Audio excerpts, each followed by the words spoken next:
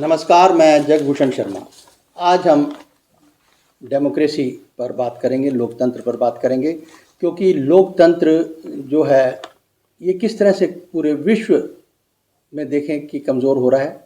यहाँ से बात शुरू करते हैं और इसके लिए हम मदद ले रहे हैं। प्रताप भानु मेहता हैं, जिन्होंने इंडियन एक्सप्रेस में 12 सितंबर को उनका एक लेख छपा है, ए सेंस ऑफ ड्रिफ्ट। ठीक है जी, ये एक उनका शीर्षक है, सेंस ऑफ ड्रिफ्ट, यानी अगर हम हिंदी में समझते तो भटकाव की भावना कह लें या कह लें कि दिशाहीनता का एहसास। ठीक है जी, ये हिंदी में मोटे तौर पे तो ये समझ सकते हैं। आगे वो लिखते हैं कि democracy seems overtaken once more like an exercise of agency to nowhere. तो इसको अगर हम समझते हैं तो लोकतंत्र एक बार फिर हारता दिखाई दे रहा है, मोटे मोटे तौर पर तो ये समझ। इसको और विस्तार दे के समझें तो सक्रियता के अभ्यास बिना किसी नतीजे पर दिखाई देना या कह लें या पढ़ना, कुछ इस तरह से। अब इसके बारे में वो आगे क्या कहते हैं ये समझना है। उन्होंने कहा कि पिछला सप्ताह जो बीते सप्ताह है वो 3 देशों का उदाहरण दिया उन्होंने, उसको लेकर उन्होंने चिंता व्यक्त किया और साथ में ये कहा है कि किस तरह से जो लोकतंत्र है पूरे वैश्विक स्तर पर जो है कमज़ोर हो रहा है। तो पहला उदाहरण उन्होंने नेपाल का दिया। नेपाल का उन्होंने बताया कि जो युवा वर्ग है उसको अपने भविष्य की चिंता है कि किस तरह से उनका जो भविष्य है उसे लूटा जा रहा है, खसूटा जा रहा है और उसका पतन हो रहा है, युवा वर्ग के बारे में। अब साथ में फिर आगे वो बात करते हैं कि जो दूसरी स्थायी समस्या है जैसे बेरोजगारी, भुखमरी और महंगाई वगैरह ये तो है ही। और इसको नेपाल का वो जिक्र करते हैं कि नेपाल में जो लोकतंत्र है वो संस्थागत तौर पे ही 2006 से उसको कमज़ोर करने की कोशिशें शुरू हो गई थी, क्योंकि अगर इधर बढ़ेंगे हम तो आज का जो विषय हमारा वो छूट जाएगा। तो 2006 से ही संस्थागत तौर पर जो है उसको कमज़ोर करने की कोशिशें शुरू हो गई थी, जिसका जो भयंकर परिणाम आया वो 2025 में आया और बहुत ही उसका दुखद अंत हुआ है लोकतंत्र का। अब कैसे वो आगे बनेगी, आगे बात बताएंगे। जो मौजूदा घटना घटी है उसके बारे में कह रहे हैं। फिर वो जिक्र करते हैं फ्रांस का। फ्रांस में भी जो है राष्ट्रपति की डिक्री चल रही है। डिक्री का मतलब आदेश ही है। ठीक है जी, राष्ट्रपति की डिक्री चल रही है। वहाँ के लोग जो गुस्साए होते हैं, जब गुस्से में आते हैं तो वो सड़कों को बाधित करते हैं। तो ये घटनाक्रम वहाँ पे चल रहा है। ठीक है, और वहाँ पर भी लोकतंत्र को किस तरह से कमज़ोर किया जा रहा है उसका भी इसमें हवाला दिया गया है। और फिर उन्होंने जिक्र किया यूएस में।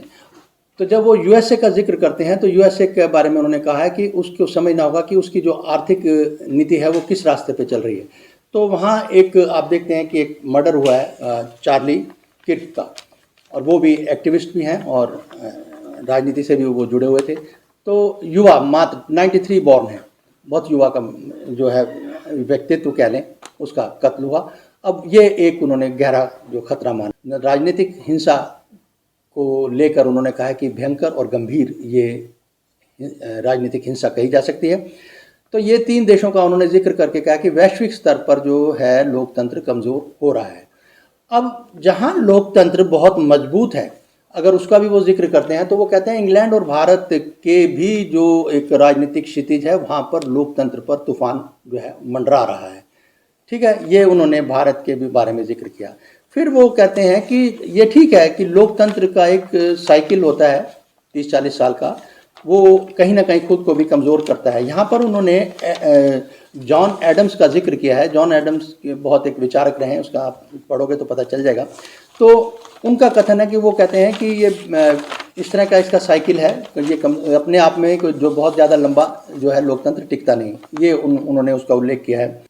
अब वो एक अपने आर्टिकल में बहुत महत्वपूर्ण बात और कहते हैं कि पूरे नेपाल में, फ्रांस और यूएसए में एक ही विषय का दोहराव हुआ है। जैसे पहले हमने कहा आपसे कि वो तीन देशों को जिक्र को लेकर पिछले सप्ताह जो घटनाक्रम हुआ है लोकतंत्र को कमज़ोर करने का, तो उन्होंने अपने आर्टिकल की शुरुआत वहीं से की और शीर्षक भी लगभग वैसे ही।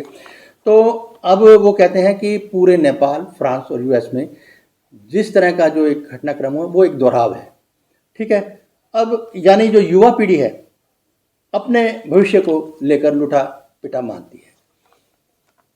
अच्छा, अब भारत और अमेरिका की जब हम बात करते हैं तो जैसे मैंने आपको कहा कि यहाँ जेनरेटोक्रेसी की बात होती है। जेनरेटोक्रेसी कहते हैं जो वृद्ध तंत्र हैं, जो बड़ी उम्र के जो हैं, करोड़ से भी ऊपर के हम वृद्ध जो होते हैं।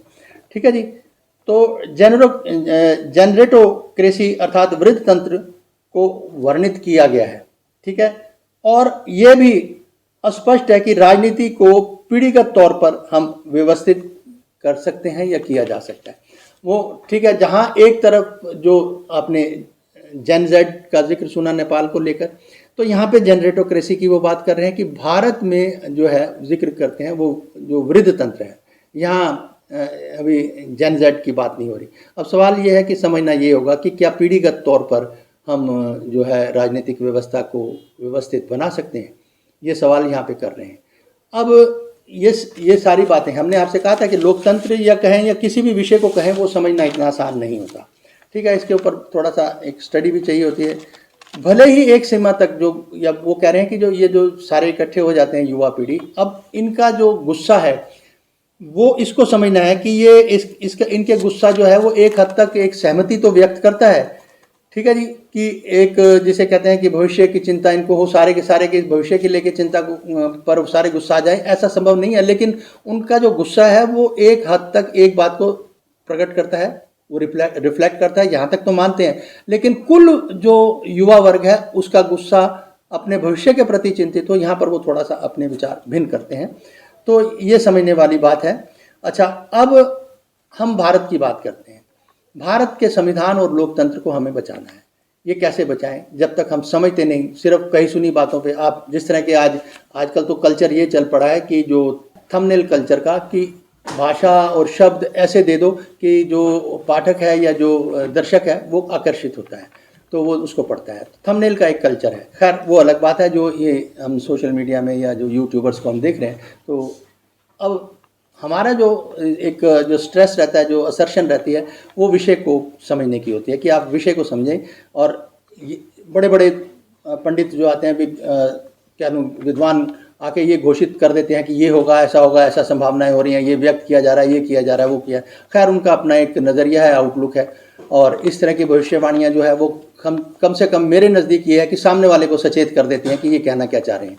खैर हमारा अनुरोध आपसे यही है कि आप भी देश के संविधान और लोकतंत्र को अगर बचाना है हमें, तो हमें थोड़ा दिलचस्पी लेनी होगी अपने संविधान में भी, और लोकतंत्र की भी बारीकी को हमें समझना होगा। ये बात ठीक है कि यहाँ पर इस लेख में 1920 और 30 का भी एक पीरियड का जिक्र हुआ है, प्रताप भानु जी ने किया है इसमें जिक्र।